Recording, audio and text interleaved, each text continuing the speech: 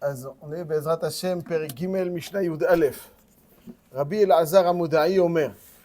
Donc on a un enseignement ici d'un Tana qui s'appelle Rabbi Elazar Amodai. Rabbi Elazar Amodai, donc c'était celui qui était de Modai, Hamodai.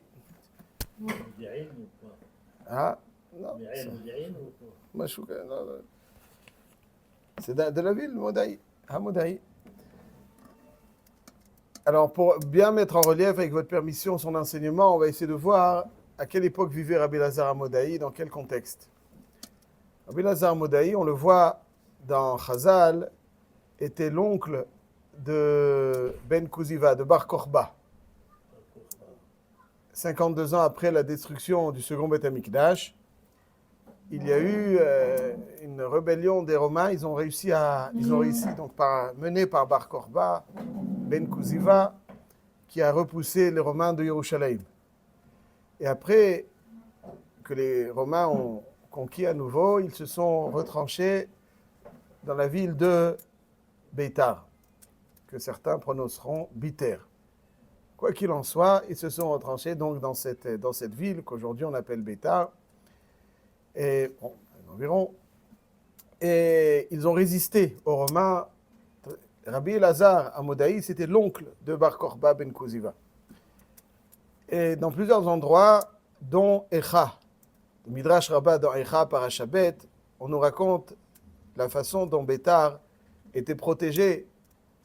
Elle a résisté pendant de très longtemps au siège romain. C'était très dur. Et il y a quelque chose qui va faire basculer et qui va malheureusement permettre aux Romains de conquérir cette ville. Le Midrash nous dit comme ça: Shalosh shanim umerza ikif Adrianos Keitzar leveita. Pendant 3 ans et demi, l'empereur Adrien, romain, faisait le siège de Beitar. 3 ans et demi, non-stop. Vayasham Rabbi Elazar Amodai. Qui est-ce qui protégeait la ville de Beitar? Rabbi Elazar Amodai. Asuk besako uvta'anito. Il était donc enveloppé de son sac, donc en signe de deuil, et en train de jeûner. Uvchol yom vayom mitpalel veomer ribono shel olam al teshev badin hayom. Il demandait à Hachem de ne pas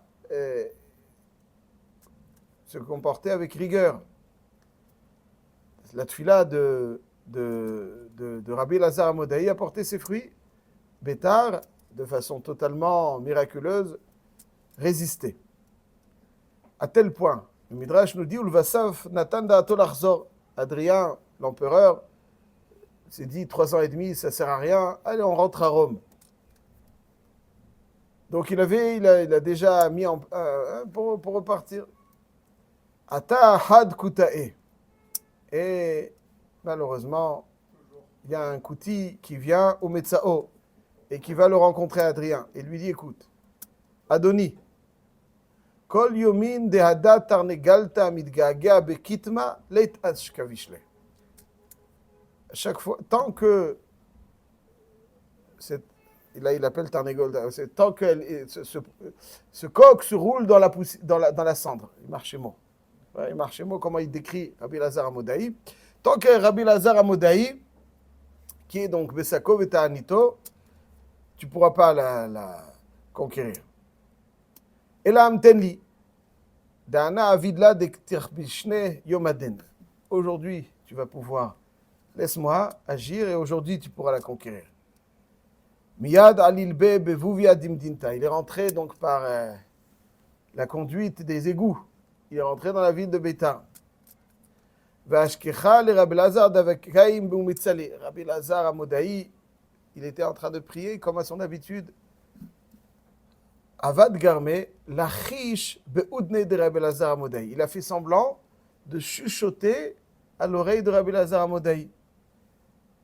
Il a fait semblant de chuchoter pour montrer comme s'il était complice, qu'il y avait des secrets à partager. On voit donc ce goy chuchoter à l'oreille de Rabbi Elazar Amodai. Qu'est-ce que ça veut dire?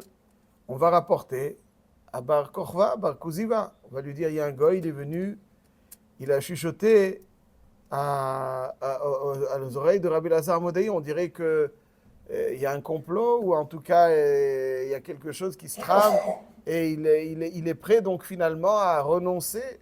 On dirait qu'il est en train de... Shelach ve'ati laukutei. Bar Kokhba appelle ce goy. Amarle maya martle.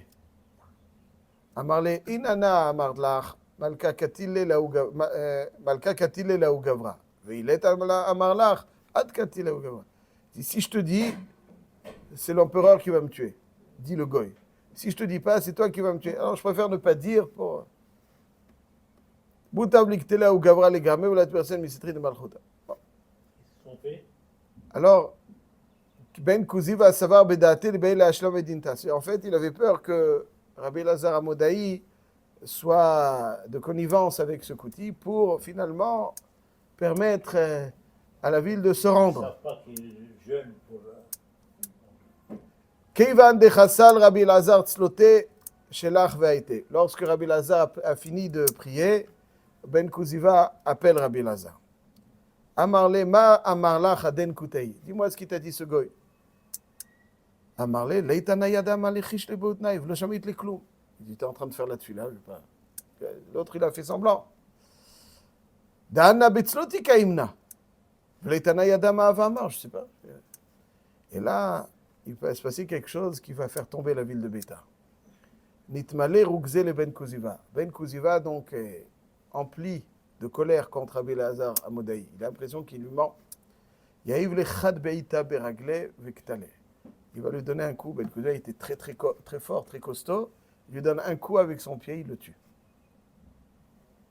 Yatzta batkol ve'amra.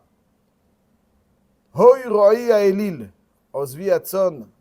Cherev al zro ve'al enimino. Ata simita zroan shel Israël. C'est-à-dire tu as abîmé le bras d'Israël.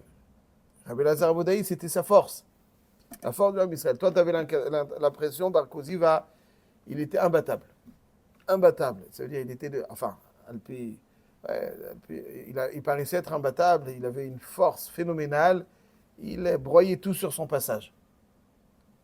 Et donc, l'impression, c'est lui qui permet à Bétar de résister. En réalité, qui est-ce qui a permis à Bétar de résister? On avait l'impression, le rabbin qui priait là-bas, il prie, c'est lui qui permettait à Bétar de résister. Il lui dit, parce que tu as brisé le bras du Ham Israël et leurs yeux, l'œil droit. Alors, c'est pour ça que, etc. Miyad, garmo avonot, unilkeda Bétar. Malheureusement, tout de suite après qu'il ait tué Rabbi Lazar Amodaï, il n'y avait plus ce Tana Kadosh pour prier. Bétar est tombé entre les mains des Romains. Et ce fut l'un des plus gros carnages de l'histoire juive. Les Romains, ils sont entrés, etc. Ce qui est intéressant, c'est-à-dire que c'est quelque chose qui, a priori, nous accompagne jusqu'à aujourd'hui. La Gemara dans Masechet Brachot, Daf Memchet Amud Bet, elle nous dit comme ça. On sait qu'il y a 3 brachot dans le Birkat Amazon qui sont des Oraïta. V'achalta, v'savarta, v'verachta et Hashem Elokecha al haaretz hatova asher natan lach. V'verachta et Hashem Elokecha al haaretz hatova. Haaretz, donc ça veut dire qu'il faut remercier Hashem sur la nourriture, sur Eretz Israël et sur le Bet HaMikdash, sur Yerushalayim. Haar hatov hazeh v'alevanon al haaretz hatova. Donc les 3 premières brachot sont des brachot de Oraïta. Et puis, comme vous pouvez le remarquer, Nodelecha commence par Baruch. Nodelecha. Ça commence par Baruch?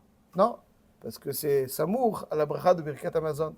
Rahem, ça commence par Baruch? Non plus, parce que c'est Samour à Birkat Amazon. Atov et Amitiv, ça commence par Baruch. Pourquoi? Parce que c'est une bracha de Rabbanan. C'est notre bracha de Rabbanan. Et pourquoi ils ont été mtaknim? On a remercié Hachem pour la nourriture, pour Eretz Israël, et on prie pour Yerushalayim. Une 4e bracha qui correspond à quoi? À quoi correspond cette 4e bracha? Dit la Gemara dans Masechet Brachot, et je cite, Atov ve'ametiv beyavne tiknoa כנגד הרוגי ביתר, דאמר רב מתנה, אותו היום שניתנו הרוגי ביתר לקבורה, תקנו ביבנה הטוב והמיטיב. Quand est-ce qu'on a institué, que Chazal ont institué Atov et Amétiv, le jour où on a enterré les morts de Beitar. Atov, shelo isrichu, ve'amétiv, shenitnu likvura. Ça veut dire qu'il y a eu un miracle dans les Harugé Beitar qui n'ont pas, ils sont pas abîmés. Donc Atov, longtemps, malheureusement.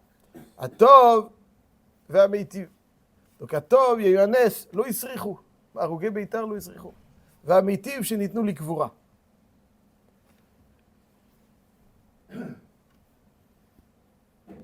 C'est intéressant, il n'y a pas marqué dans cette bracha, il n'y a pas marqué du tout qu'on parle d'Harugé Beitar. C'est jusqu'à aujourd'hui, quand on dit Atov, Amétiv, ou Gemalanu, ou Gomlen, c'est pour Harugé Beitar. J'ai entendu un pshat d'un des grands élèves du Chazon Ish qui s'appelait Rav Gedalia Nadel. Il dit l'idée suivante, il dit que Beitar, comme le décrit le Rambam, c'était finalement donc ce qui a achevé, entre guillemets, la présence du Ham Israël, temporairement certes, mais en Eretz Israël. Ça veut dire, tant qu'il y avait Bar Korba, etc., après, on avait l'impression que c'est fini. Pour la nation juive, c'est fini. Ils vivaient avec des atrocités au quotidien. Les Romains qui les massacraient et vivaient avec des atrocités. Mais malgré la période, même dans les périodes les plus sombres, il y a toujours des zones de lumière. Avec cette bracha de Atov et Amétiv, il dit malgré la tragédie, le massacre de la ville de Beitar, il y a encore des petits signes d'Akadosh Baruch Hu que lo yisrichu, nidnu likvura.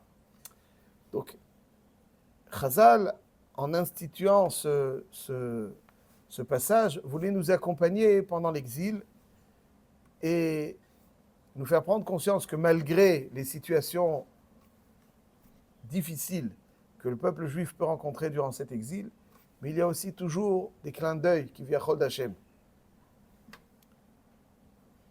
Avinu malkenu adirenu badirenu borenu goalenu amelech hatov hu etiv lanu yetiv lanu hu gemalanu gomlenu yigmelenu, etc. Donc ça veut dire c'est malgré les difficultés, il y a encore, c'est de ça qu'il faut prendre les forces pour avancer. C'est ça donc.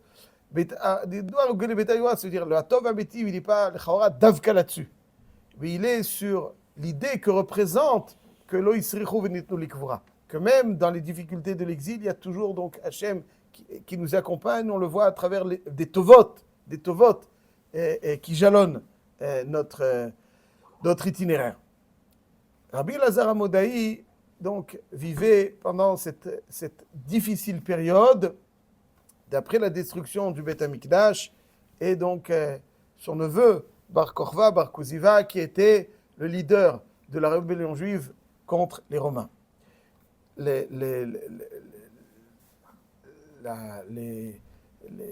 menace romaine, elle était aussi idéologique. Et là-dessus vient nous dire Rabbi Elazar Amodai l'enseignement suivant. Amechalel et Kodashim. Celui qui profane les korbanot. Il profane leur sainteté, ou bien en les rendant impurs, ou bien en n'ayant pas les bonnes marchavot, pigoul, pendant les arba avodot. Amevazet amoadot, celui qui n'est pas suffisamment, n'honore pas suffisamment les périodes de fête, on y revient tout de suite. Ve'amalbin pene chavero barabim, et celui qui humilie quelqu'un en public. Ve'amefer brito shel Avraham Avinu, c'est-à-dire celui qui brise l'alliance avec d'Avraham avec Hachem. Ve'megale panim batorah shelo ka'alacha, celui donc qui a une interprétation erronée de certaines halachot. Afalpi sheyesh beyado Torah u'ma'asim tovim en lo chelek el olam haba. Alors qu'est-ce qu'il veut dire ici, Rabbi Elazar Amodai? Alors c'est une Mishnah très chargée, on va juste dire une petite nekuda. Le Maral de Prague dans Derech HaChaim, il dit comme ça. Il dit l'idéologie, malheureusement, donc à l'époque, c'était, mais comment on peut considérer qu'une offrande à Hachem peut être sacrée? Le rationnel pur, il va vous dire, Hachem, tu rigoles ou quoi? Tu fais une lachrita avec du sang, avec des morceaux de viande que tu vas offrir sur le misbéach. Il y a un intérêt à Hachem à ça? Il y a un intérêt à Hachem, ça intéresse ces offrandes quel rapport? Il est inconcevable que de la chair et du sang soient agréés par Hachem. Quel rapport? Donc il est Mechalel les Kodashim. Hachem, il mange, il boit, il y a des Nesachrim, il y a des Menachot. Quel rapport avec tout ça? Mechalel et Kodashim. Celui qui a cette idéologie, véhicule cette idéologie, il ne conçoit pas que les korbanot puissent être imprégnés de Kedusha. Les korbanot sont imprégnés de Kedusha parce qu'elles sont kiviyachol offertes à Hachem. Mais Hachem, ça ne l'intéresse pas ça. Donc si ça ne l'intéresse pas, selon ses dires, donc il va dire ils ne sont pas imprégnés de Kedusha, donc il les profane. Amevazet amoadot. Le peuple juif toujours sait se réunir autour d'un bon repas pendant les fêtes. Alors il va dire, vous rigolez ou quoi? Quel rapport entre on a gagné, on va manger, on a eu un NES, on va manger? Vous pouvez me dire le lien qu'il y a entre manger et remercier Hachem, le NES? Qu'est-ce que ça a à voir? Amevazet amoadot. Donc il n'est pas capable d'apporter au jour de fête tout le respect qui leur revient avec une achila ou shtia autour de cela. Pour lui, c'est quelque chose qui n'est pas compatible avec le degré de Kedusha d'un jour. Alors, comment le degré de Kedusha d'un jour va faire qu'on mange et qu'on... Quel rapport? Boire et manger. La même manière qui ne comprend pas qu'un korban, boire et manger, pour Hachem, quel rapport? Il ne comprend pas aussi comment boire et manger, quel rapport? Amalbin pnei chavero barabim. Un homme, quoi, il est tellement... Un homme, c'est un animal sur deux pattes. Le rove des gens, c'est des animaux sur deux pattes. C'est sur deux pieds, il n'y a pas... Il ne sait pas avoir la conscience de la matière qui est imprégnée de Kedusha. Imprégné de Kedusha, les korbanot sont imprégnés de Kedusha, oui, même si tu ne le comprends pas, c'est imprégné de Kedusha. Quand tu manges un couscous, ça fait, pendant les fêtes, c'est imprégné de Kedusha, oui. Et quand Malbin, un homme, quoi qu'il fasse, il est imprégné, il a un Tselem Elokim. Amefer Brito shel Avraham Avinu. Il dit quoi? Le sceau divin est scellé sur ce membre. Vous rigolez? Donc il abîme ce sceau-là qu'on a avec Hachem. Amegale panim batorah shel kol hachai. Donc il va, selon son rationnel, transformer, interpréter certaines notions halachiques. Celui qui n'est pas conscient que on n'est pas des goïms. Pour les goïms, il y a ou celui qui est dans la boue, ou celui qui, a priori, se sépare de toute chose, a priori, se sépare de toute chose, en tout cas officiellement. Ils se séparent de toute chose. Parce que pour eux, être saint, c'est se séparer de la matière. Ça, c'est... Chez l'homme Israël, pas du tout. Ça va ensemble. Adérabé. L'objectif, c'est Hashamaim, Shamaim Lashem. Ve'haaretz Natan Livnei Adam. Les cieux sont déjà Kedoshim pour Hashem. Haaretz Natan Livnei Adam. Hashem a donné la terre pour la transformer en Shamaim. Shamaim, qu'est-ce qui a fait Shamaim? Shamaim, c'est Hashem. Ve'haaretz Natan Livnei Adam, il nous demande de la transformer en Shamaim. C'est-à-dire qu'il n'y a pas pour nous de séparation. Il faut imprégner la Kedusha dans tout. Ça, c'est Ashrat Ashrina. L'Ashrat Ashrina, plus on sait le faire, plus Akadosh Baruch Hu, il réside. Il faut savoir le faire, il faut s'investir pour le faire. Il réside. Ça, mais celui qui n'adhère pas à cet idéal, l'Olam Haba. L'Olam Haba, c'est la Kedusha qui imprègne la matière. L'Olam Haba, on ne parle pas seulement de l'Olam Neshamot, on parle de l'Olam Haba, qui imprègne la matière jusqu'à la raffiner de la façon la plus belle. Lorsque quelqu'un n'adhère pas à cela, il a donc ce qui est décrit à la fin de cette Mishnah. Quand on adhère à cela, Kol Israël, yesh lahem chelek l'olam haba.